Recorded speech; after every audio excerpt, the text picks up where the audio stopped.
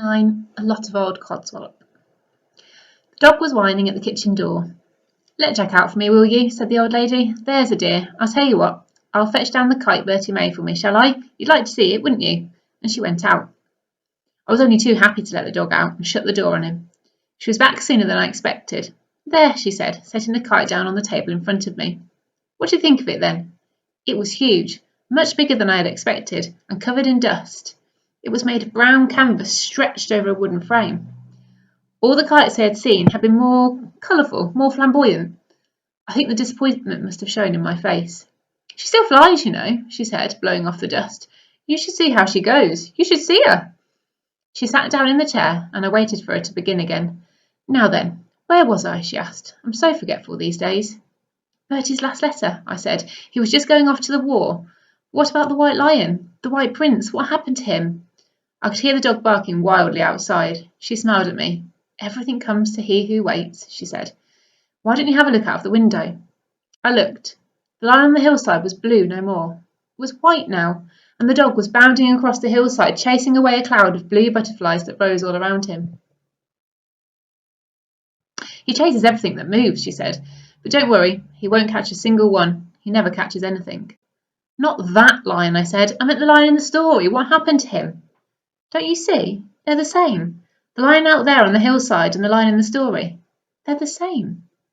"I don't understand," I said. "You soon will," she replied. "You soon will." She took a deep breath before she began again. For many years, Bertie never spoke about the fighting in the trenches. He always said it was a nightmare best forgotten, best kept to himself. But later on, when he'd had time to reflect, when time had done its healing perhaps, then he told me something of how it had begun and how it had been. At 17, he found himself marching with his regiment along the straight roads of northern France up to the front lines, heads and hearts high with hope and expectation. Within a few months he was sitting huddled at the bottom of a muddy trench, hands over his head, head between his knees, curling into himself as tight as he would go, sick with terror as the shells and whiz-bangs flew the world apart around him. Then the whistle would blow and they'd be out and over the top into no man's land, bayonets fixed and walking towards the German trenches into the rat-a-tat of machine gun fire. To the left of him and to the right of him his friends would fall, and he would walk on, waiting for the bullet with his name on, which he knew would cut him down at any moment. At dawn they always had to come out of their dugouts and stand to in the trenches, just in case there was an attack. The Germans often attacked at dawn. That's how it was on the morning of his 20th birthday. They came swarming over no man's land out of the early morning sun, but they were soon spotted and mown down like so much ripe corn. Then they were turning and running. The whistle went and Bertie led his men over the top to counter-attack. But as always, the Germans were expecting them, and the usual slaughter began. Bertie was hit in the leg and fell into a shell hole. He thought of waiting there all day and then crawling back under the cover of darkness, but his wound was bleeding badly and he could not staunch it. He decided he had to try and crawl back to the trenches whilst he still had the strength to do it. Hugging the ground, he was almost at the wire, almost back to safety, when he heard someone crying out in no man's land. It was a cry he could not ignore. He found two of his men lying side by side and so badly wounded that they could not move. One of them was already unconscious. He hoisted him onto his shoulders and made for the trenches, the bullets whipping and whining around him. The man was heavy and Bertie fell several times under his weight, but he got himself to his feet again and staggered on until they tumbled together down into the trench. The stretcher bearers tried to take Bertie away. He'd bleed to death, they said, but he would not listen. One of his own men was still lying wounded out there in no man's land, and he was going to bring him in, no matter what. Waving his hands above his head, Bertie climbed out of the trench and walked forward. The firing stopped almost at once. He was so weak himself by now that he could scarcely walk, but he managed to reach the wounded man and drag him back. They say that in the end, both sides, German and British, were up on the parapet and cheering him on as he stumbled back towards his lines. Then other men were running out to help him, and after that, he didn't know any more. When he woke up, he found himself in hospital lying in a bed with the two friends he had rescued on either side. He was still there some weeks later when he was told that he was to be awarded the Victoria Cross for his bravery under fire. He was the hero of the hour, the pride of the regiment. Afterwards, Bertie always called it a lot of old codswallop. To be really brave, he said, he had to overcome fear. You have to be frightened in the first place, and he hadn't been. There wasn't time to be frightened. He did what he did without thinking, just as he had saved the White Lion cub all those years before when he was a boy in Africa. Of course, they made a great fuss of him in the hospital and he loved all that, but his leg did not heal as well as it should have. He was still there in the hospital when I found him. It was not entirely by accident I found him. For over 3 years now there had been no letter, no word from him at all. He had warned me, I know, but the long silence was hard to bear.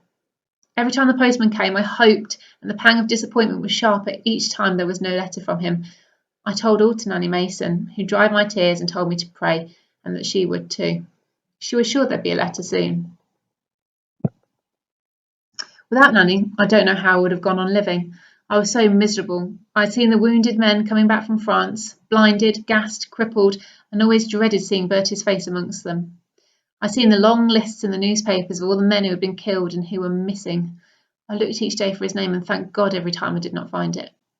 But still, he never wrote, and I had to know why. I thought maybe he had been so badly wounded that he could not write, that he was lying in some hospital alone and unloved. So I determined I would become a nurse. I would go to France and heal and comfort as best I could, and just hope that somehow I might find him. But I soon discovered that among so many men in uniform, it'd be hopeless to go looking for him. I did not even know his regiment nor his rank. I had no idea where to begin. I was sent to a hospital some 50 miles behind the lines, not too far from Amiens. The hospital was a converted chateau with turrets and great wide staircases and chandeliers in the wards. But it was so cold in winter that many of the men died, as much from the cold as from their wounds. We did all we could for them, but we were short of doctors and short of medicines. There were always so many men coming in, and their wounds were terrible, so terrible. Each time we saved one, it was such a joy to us. In the midst of the suffering all around us, we needed some joy, believe me. I was at breakfast one morning. It was June of 1918. I was reading a magazine, the Illustrated London News, I remember. When I turned the page and saw a face I knew at once. He was older, thinner in the face and unsmiling, but I was sure it was Bertie. His eyes were deepest and gentle, just as I remembered, and there was his name, Captain Albert Andrews, VC. There was a whole article underneath about what he had done and how he was still recovering from his wounds in hospital, a hospital that turned out to be a little more than 10 miles away. Wild horses would not have kept me from him. The next Sunday I cycled over. He was sleeping when I saw him first, propped up on his pillows, one hand behind his head. "Hello," I said. He opened his eyes and frowned at me. It was a moment or two before he knew me. "Been in the wars, have you?" I said. "Something like that," he replied.